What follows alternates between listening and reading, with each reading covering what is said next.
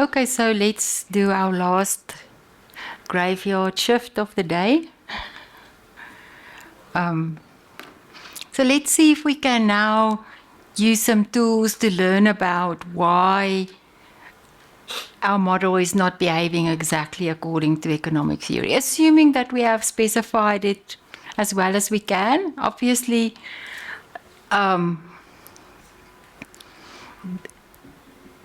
these model specifications I select is kind of, sometimes I try to follow an academic paper exactly. This is just like more for demonstration purposes. But let's see if we can do a better job. So this is where we stand. And on this equation, we can now investigate structural breaks further. So it doesn't matter what view you have open, if you have the graphical model fit open or the stats view where we see the coefficients or any of the other views. If we go back to view, that's where we will be able to see. If you go all the way down to stability, because that's effectively what we're interested, right? Whether the relationship is stable. And one of the options there is the multiple breakpoint test. So on the equation object view, go to stability diagnostics and multiple breakpoint test. Much of the test for the classical violations, the violations of the classical assumptions, we will learn about that under residual diagnostics. And here's a whole list of what we're going to do there. You can see zero correlation, heteroskedasticity, normality, etc. Stability, this is where we will learn about the zero conditional mean violation, but also the multiple structural breakpoint test by Bai and Perron. It's a 97 publication. We have a couple of options.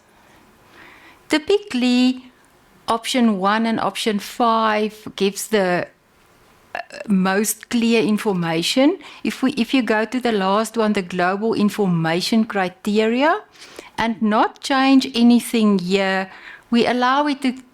We know the South African economy is subject to quite a number of breaks, so just leave the trimming percentage to 15, and that is probably why we won't see the COVID break in here. We could play around with that. So go to global information criteria, allow for 5 breakpoints, and then we will see there's 2 model selection criteria that the Schwarz criterion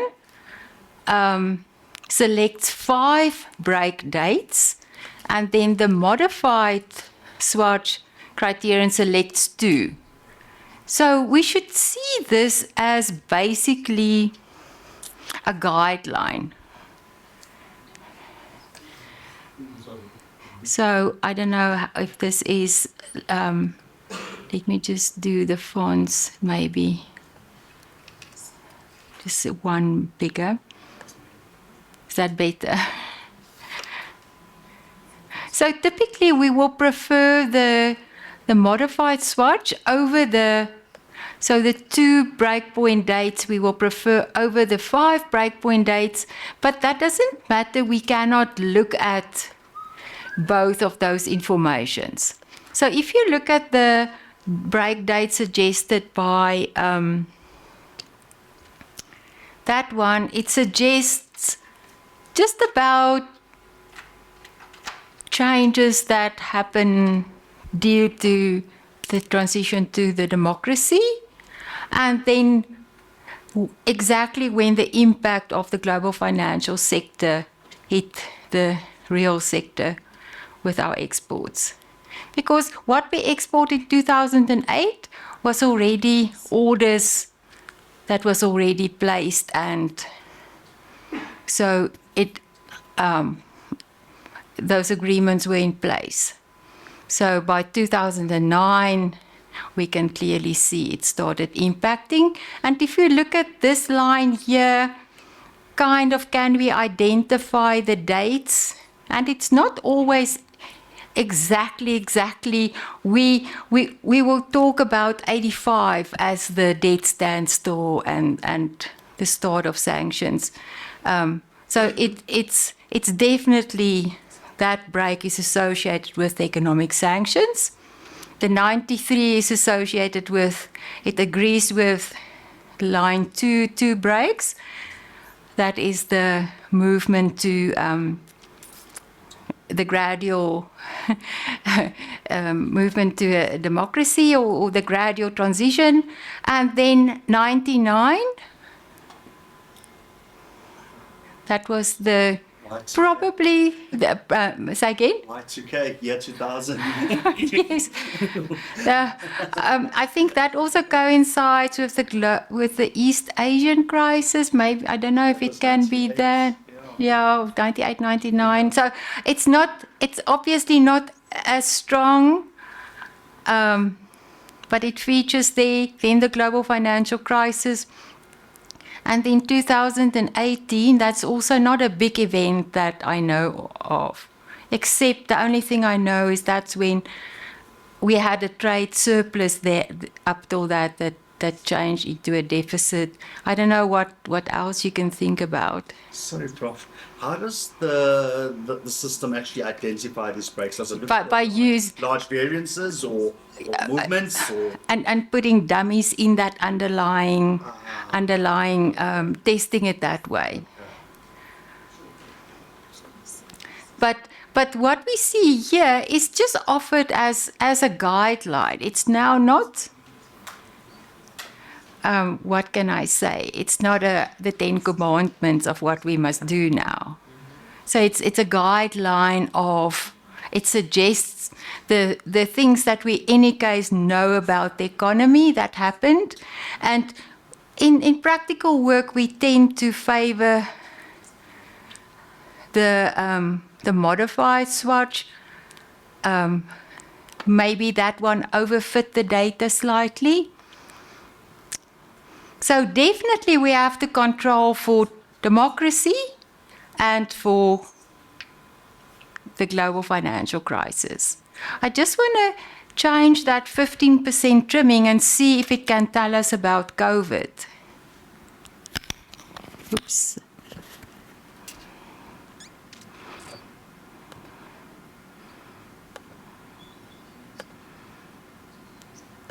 If we make that a lower percentage, then there's a period without that where the dummy is simply, let me just try 10 as well, because it now picks up, it's a period without where the variable, dummy variable, are just zeros right through.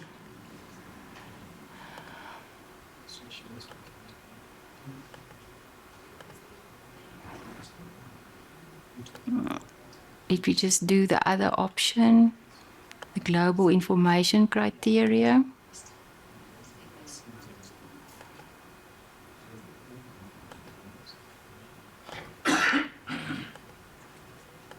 With a lower trimming.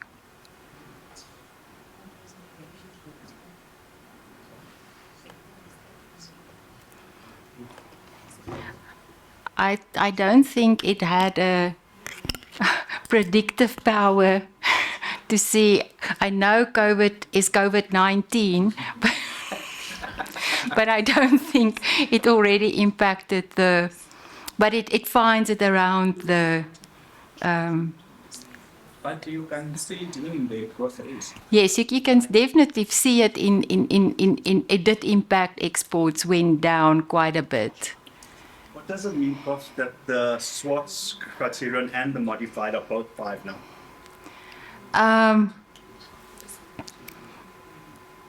With the higher, the smaller trimming, now it gives the same. I have to look really at the detail of calculating. I have it somewhere in the notes, the swatch. I don't have the modified, but it's as simple if you go to help and you type in multiple breakpoint test Okay. and just read about in the manual. Okay.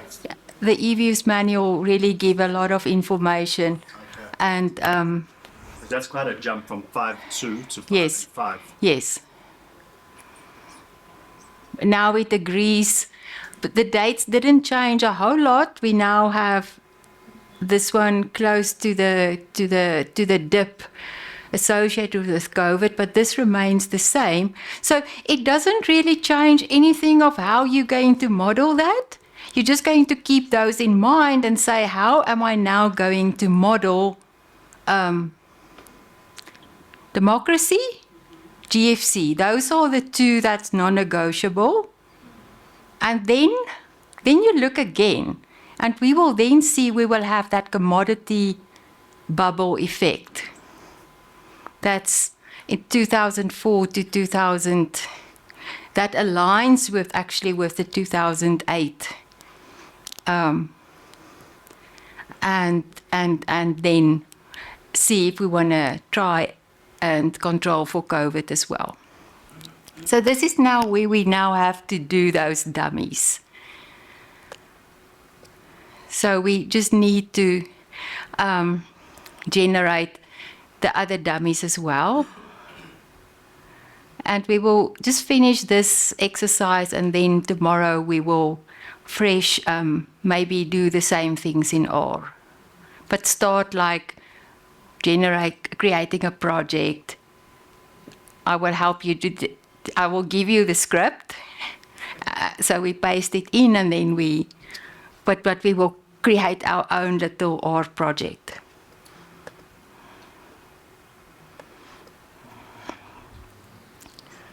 So sorry that you have to do those dummies. The alternative would be to open the solution file. If you at this point don't want to go through that, the trouble, you can maybe just open it in here. If you can open EViews work file and then browse to wherever you have your ERSA documents, go to practical application, go to exports, and open the practical extension number 6, and open that assignment 1 memo. And let me just minimize this one. So if you open this one, all 4 dummies will be there. So that saves a little bit of typing. So equation 1 is this one that we've done. So I just want you to change that democracy dummy, but without having to change it and change it back, just copy the democracy dummy. So right click on that, click copy, and click paste. And then it will add a 0, 1, but you can do anything you want. But copy it as democracy 0, 1, and then we just make that one. We just go to the edit, and we edit that to the more simpler version, what we think this should be still a 0 and 94 democracy. And add this to this equation. Sometimes if you want to keep all the equations, I would copy that one and rename it to equation 2 and then start making changes. But let's just add that to and it doesn't matter if you add it to the end or before the C. If you start typing the variable, you can see that you can double click and select democracy 0, 1. Just allow a space before the constant. And let's see what that does. Can you see it pulls things much closer? But that jump there is like, it's a day-night situation, a 0-1. It's like a switch that we up the switch. And that's not really how it worked. There was a gradual impact allowing for gradual increase in our exports. So we can maybe tell that story a little bit better. And if you read about commodity booms, that was a notable boom in world commodities and COVID. So that's why when you start adding the dummies, just check for robustness, that the model doesn't completely fall apart. You can see maybe that high income elasticity that we saw was because of a misspecification. We still didn't have all the controls. Democracy served to increase our exports, opening new opportunities. Does this make sense? We can still see that this will probably not pass the test of a white noise process.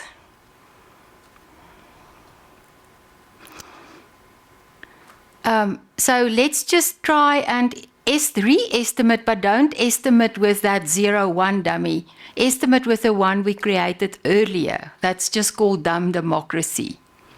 That placed the weights on that transition period. And this is now something that is purely subjective. You can try and think about what is allowed that you can defend. Like the work that David Henry did, identify positive situations for consumer behavior and negative events, and then rank them. So it's along those lines we can think about that it was a gradual adjustment process. But yet, what the commodity price bubble there, if we go to the assignment took us to the Reserve Bank, the Federal Reserve Bank of St. Louis, because when you click on the data, you immediately see the graphical, and you can do a lot with this graph as is. You can add more series, add periods of recessions, but it will be US recessions, of course. Add more variables, change from the index to growth rates, etc. But what do we see here? There was definitely quite a run here that helped our exports, that caused that last more than expected just based on income and the strength of our currency. That helped us a lot because we is a currency, even our currency is referred to as a commodity currency together with Canadian dollar and the US dollar, Aussie dollar. And obviously the global financial crisis put a stop to all of that sub-recovery, and then this steep increase probably helped to mitigate the impact on our exports, rather than, so it didn't help to put us in a positive position of disequilibrium, but it certainly helped to mitigate the negative impact. So how do we put that in? Maybe it's worthwhile to try and plug this variable in, or as we did here, just as a first approximation, just create the dummy that is one in 2004 to 2008, which is, if we look here, it was one in those periods where we see that steep increase. And if we, I don't know, this one is simply adding democracy and then equation 3. So if you add, each time you can go back to estimate and add another variable. So do it stepwise, that you also can see that these are obviously our income elasticity of exports and our price elasticity of exports, all our variables of interest. Those elasticities are what we're interested in.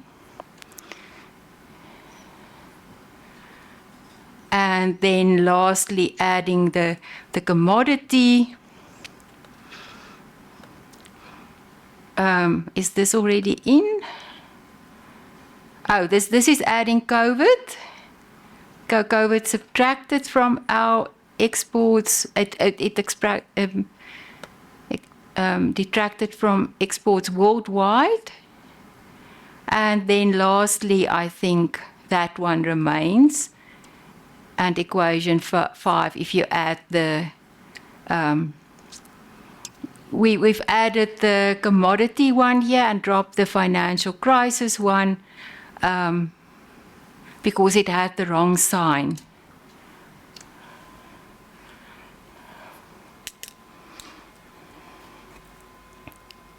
So let's look at the final result.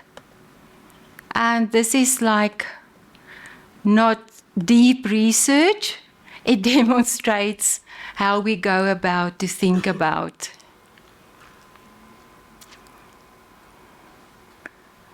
Explaining. And now we can argue maybe that 2.6 is much more plausible as an average. For how much our exports will improve based on do our trading partners doing better or worse. Because China has recorded quite high growth rates and currently are struggling a little bit more. So that also filters through.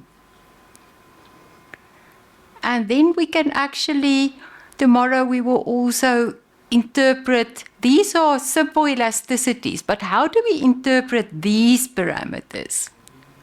They're not elasticities, they're also not semi-elasticities, because the elasticity is taking a derivative from y to x, but you cannot take a derivative to a discrete variable. So we have to interpret it slightly different. But it's almost, if you do it like we do a semi-elasticity, you will be very close. It's just the larger the parameters get, the more wrong we become. Just a general question, Prof. In terms of the number of observations, going into our model, is there also sort of a benchmark you should, at the minimum, strive to achieve? Like that number. Yeah. I think the guideline can be maybe where we get critical values for our unit roots, and that is 25. As some kind of a guideline. But post 94, if we had to do provincial analysis, initially we had like 10, then 15. Now we have what, 30, 94 to 2025. Yeah. So now it's decent. And the the one argument that sometimes what we should remind ourselves, using higher frequency data over the same period doesn't change anything in terms of this literature. To test for co-integration and say I have 30 years of data, but if I take quarterly data, I have 120 observations. That's a lot of information. So now I can do better. But the quarterly, that typically a little bit of a seasonal pattern around that trend doesn't give me more information. Yeah. So ideally, we have 25, and for panel, when we do the panel unit roots, we can have a 2-period panel as well. But typically, when we start considering a panel time series and thinking about non-stationarity of the panels, then that is 10 observations.